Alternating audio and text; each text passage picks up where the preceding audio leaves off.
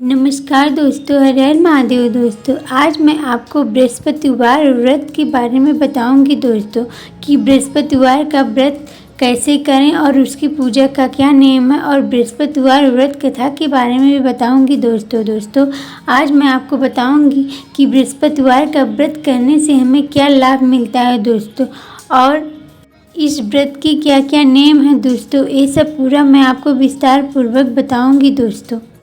तो चलो दोस्तों, अब मैं आपको बताने जा रही हूँ कि बृहस्पतिवार का व्रत कैसे करना चाहिए। दोस्तों इस दिन बृहस्पतिश्वर महादेव जी की पूजा होती है। दिन में एक समय ही भोजन करें, पीले वस्त्र धारण करें, पीले पुष्प को धारण करें। भोजन भी चने की दाल का होना चाहिए, नमक नहीं खाना चाहिए दोस्तों। पीले रंग का फूल, चने की दाल, पीले कपड़े तथा पीले चंदन से पूजा करनी चाहिए दोस्तों। पूजन के पश्चात अर्थात कहानी सुननी चाहिए दोस्तों। इस व्रत के करने से बृहस्पति जी अति प्रसन्न होते हैं दोस्तों, तथा धन और विद्या का लाभ होता है दोस्तों। स्त्रियों के लिए यह व्रत अति आवश्यक है दोस्तों। इस व्रत में केले का पूजन होता है दोस्तों। तो चलो दोस्तों, मैं अब आपको बृहस्पतिवार व्रत की कथा सुनाती हूँ दोस्तों। प्राचीन समय की बात है दोस्तों। भारत में एक राजा राज करता था। वह बड़ा प्रतापी तथा दानी था दोस्तों। वह अति प्रति मंदिर में भगवान दर्शन करने जाता था दोस्तों। वह ब्राह्मण और गुरु की सेवा किया करता था। उसके द्वारा से कोई भी याचक निराश होकर नहीं लौटता था दोस्तों। वह प्रत्येक गुरुवार को व्रत रखता एवं पूजन करता था दोस्तों। हर दिन गरीबों की सहायता करता, परंतु यह सब बात तो उसकी रानी को अच्छा नहीं लगता था दोस्तों। वह न व्रत करती और न किसी को एक भी पैसा दान में देती थी दोस्तों। वह राजा से भी ऐसा करने को मना किया करती थी दोस्तों। एक समय की बात है दोस्तों कि राजा शिकार खेलने वन को चला गया। घर पर रानी और दासी थी। उस समय गुरुवार बृहस्पति देव साधु का रूप धारण कर राजा के दरवाजे पर भिक्षा मांगने आए। साधु ने रानी से भिक्षा मांगी तो वह कहने लगी, हे साधु महाराज, मैं इस धन और पुण्य से तंग आ गई हूँ। इस कार्य के लिए तो मेरे पति देव ही बहुत हैं। अब आप ऐसी कृपा करें कि सारा धन नष्ट हो जाए तथा मैं आराम से रह सकूं। साधु रूपी बृहस्पति देव ने कहा, हे देवी, तुम बड़ी विचित्र हो। संतान और धन से कोई दुखी नहीं होता देवी। मैं इसको सभी चाहते हैं। पापी भी पुत्र और धन की इच्छा करता है। अगर तुम्हारे पास धन अधिक है तो भूखे मनुष्यों को भोजन कराओ, प्याले लगवाओ, ब्राह्मण को दान दो, धर्मशालाएं बनवाओ, कुएं, तालाब, बावड़िया, बाग, बगीचे आदि का निर्माण करवाओ रानी, अर्थात निर्धनों की कुंवारी कन्याओं का विवाह कराओ, साथ ही यज्ञ करो। इस प्रकार के कर्मों से आपकी कुल का और आपका नाम परलोक में भी समर्थ होगा एवं तुम्हें भी स्वर्ग की प्राप्ति होगी। परंतु रानी साधु की इन बातों से खुश नहीं हुई। उसने कहा, हे साधु महाराज, तुम्हें ऐसा धन की आवश्यकता नहीं जिससे मैं अन्य लोगों को दान देती फिरूं तथा इसको रखने और संभालने में ही मेरा सारा समय नष्ट हो जाए। साधु ने कहा, हे देवी, यह तुम्हारी ऐसी ही इच्छा है तो जैसा मैं तुम्हें बताता हूँ तुम वैसा ही करना।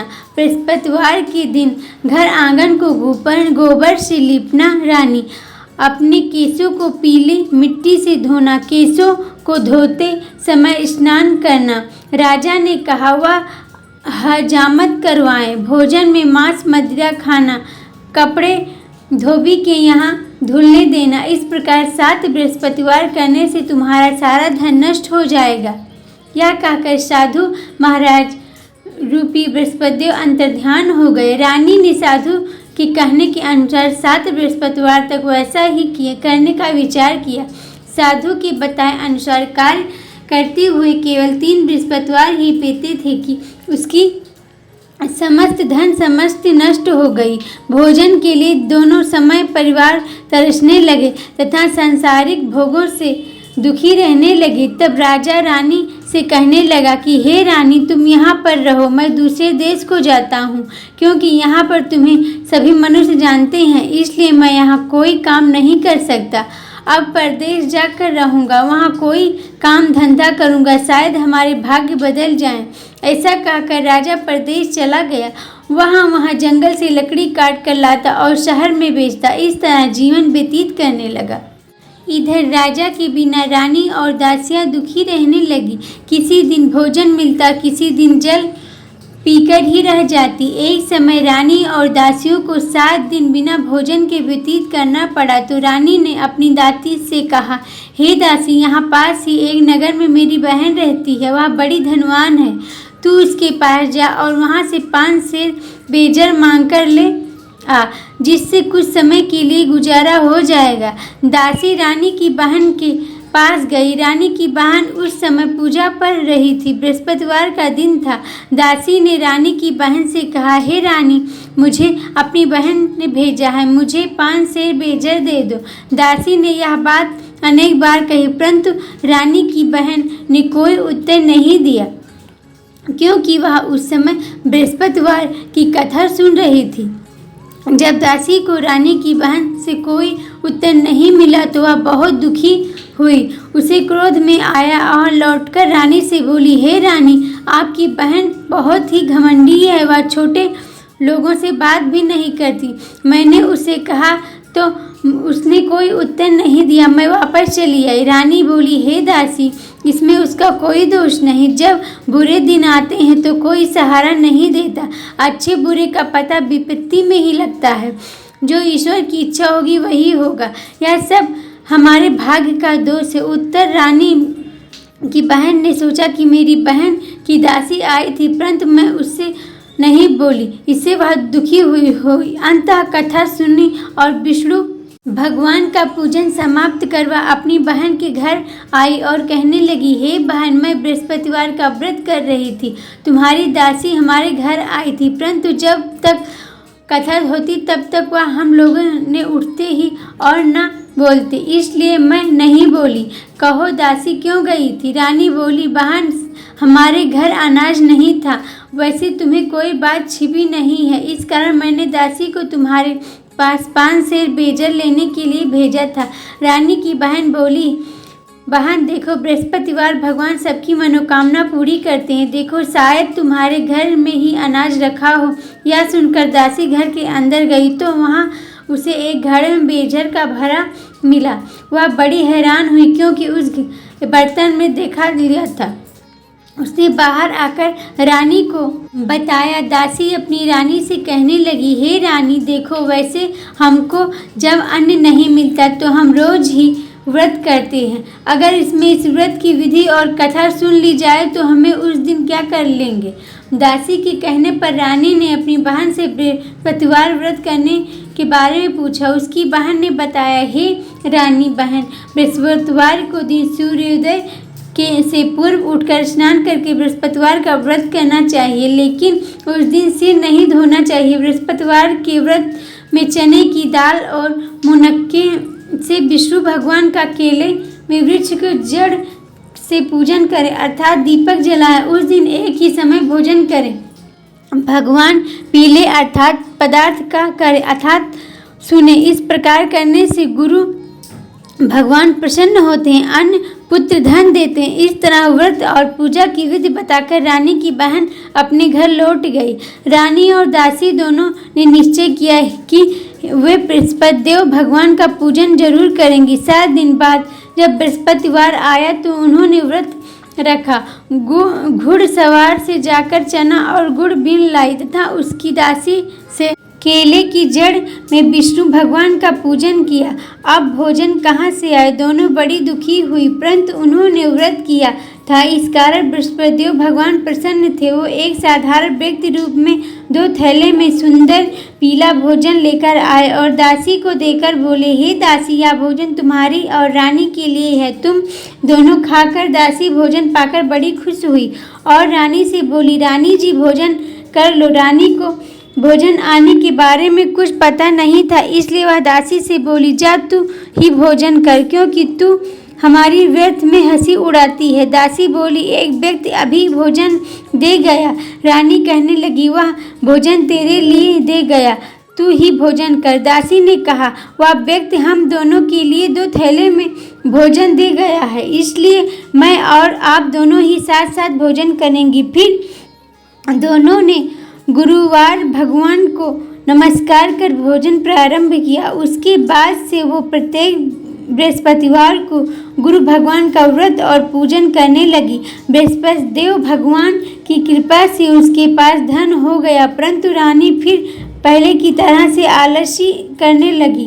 तब दासी, देखो रानी, तुम पहले ही इस प्रकार का आलस करती थी, तुम्हें धन के रखने में कष्ट होता था, इस कारण सभी धन नष्ट हो गया। अब गुरुवार भगवान की कृपा से धन मिला है तो फिर तुम्हें आलस होता है। बड़ी मुसीबत के बाद हमें यह धन पाया है, इसलिए हमें धन पूर्ण करना चाहिए। तुम भूखी मनुष्यों को भोजन करवाओ, प्याले बनाओ, ब्राह्मण को दान दो, कुआं, तालाब, बावड़ी आदि का निर्माण कराओ, मंदिर, पाठशाला बनवाकर दान दो, कुंवारी कन्याओं का विवाह करो, धन को शुभ कार्यों में खर्च करो।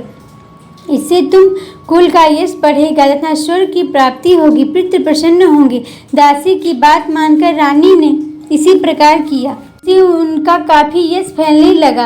एक दिन रानी और दासी आपस में विचार करने लगी कि ना जाने राजा किस दशा में होंगे, उनकी कोई खोज खबर नहीं है। गुरुवार भगवान से कोई प्रार्थना की और भगवान ने रात्रि में राजा को स्वप्न में कहा, हे राजा उठ, तेरी रानी तुझको याद कर रही, अब अपने देश को लौट जा। राजा प्रातःकाल उठते ही जंगल से लकड़ियां काट कर लाने के लिए जंगल की ओर चल पड़ा। जंगल से गुजरते हुए वह सोचने लगा कि रानी की गलती से कितने दुख भोगने पड़े। राजपाट छोड़कर उसे जंगल में आकर रहना पड़ा। जंगल से लकड़ियां काटकर उन्हें बेचकर गुजारा करना पड़ा। उसी समय उस जंगल में बृहस्पतिदेव साधु का रूप धारण कर और राजा के पास आकर बोले, हे लकड़हारे, तुम इस सुनसान जंगल में किस चिंता में बैठे हो, मुझे बताओ। यह सुनकर राजा के नेत्रों में जल भर आया और साधु की वंदना कर बोले, हे प्रभु, आप सब कुछ जानते हैं। और इतना कहकर राजा ने साधु को अपना संपूर्ण कहानी सुना दी। महात्मा को स्वभाव से ही दयालु होते हैं। वो राजा से बोले, हे राजा, तुम्हारी पत्नी ने बृहस्पति देव के प्रति अपराध किया था, इसी कारण तुम्हारी यह दशा हुई है। अब तुम किसी प्रकार की चिंता मत करो, भगवान तुम्हें पहले से अधिक धन देंगे। देखो, तुम्हारी पत्नी ने बृहस्पतिवार का व्रत करना आरंभ कर दिया। अब तुम भी बृहस्पतिवार का व्रत करके चने की दाल का गुड़ और फल को लोटे में डाल कर केले के पत्ते से भगवान विष्णु का पूजन करो, फिर कथा कहो या सुनो। भगवान तुम्हारी अब सभी मनोकामनाओं को पूर्ण करेंगे। राजन, साधु को प्रसन्न देखकर राजा बोला, हे प्रभु, मुझे लकड़ी बेचकर इतना पैसा भी नहीं बचता जिससे भोजन करने का उपाय कुछ बचा सकूं। मैंने रात्रि में अपनी रानी को व्याकुल देखा है, मेरे पास कोई साधन नहीं है जिससे समाचार जान सकूं। फिर मैं बृहस्पतिवार की कौन सी कहानी कहूं या सुनूं, मुझको तो कुछ भी मालूम नहीं है। साधु ने कहा, हे राजा, तुम किसी बात की चिंता मत करो। बृहस्पतिवार के दिन तुम रोजाना की तरह लकड़ी लेकर शहर में जाओ, तुम्हें रोज से दुगना धन प्राप्ति होगा, जिससे तुम भली भांति भोजन कर लोगे तथा बृहस्पति देव की पूजा का सामान भी आ जाएगा। बृहस्पति देव की कथा इसी प्रकार है दोस्तों। बृहस्पतिवार का व्रत करने से दोस्तों बहुत ही लाभ होता है दोस्तों। जो बृहस्पतिवार का व्रत करता है दोस्तों, उनके घर में धन की कमी नहीं होती, धन सुख समृद्धि हमेशा बनी रहती है दोस्तों। यही है बृहस्पतिवार का व्रत कथा के नियम और उसकी कथा दोस्तों। हर हर महादेव दोस्तों। आपको हमारी कहानी अच्छी लगी हो, बृहस्पतिवार की कहानी मैं आपको जो बताई आपको अच्छी लगी हो, तो हमारे चैनल को लाइक और सब्सक्राइब जरूर करें दोस्तों। हर हर महादेव दोस्तों।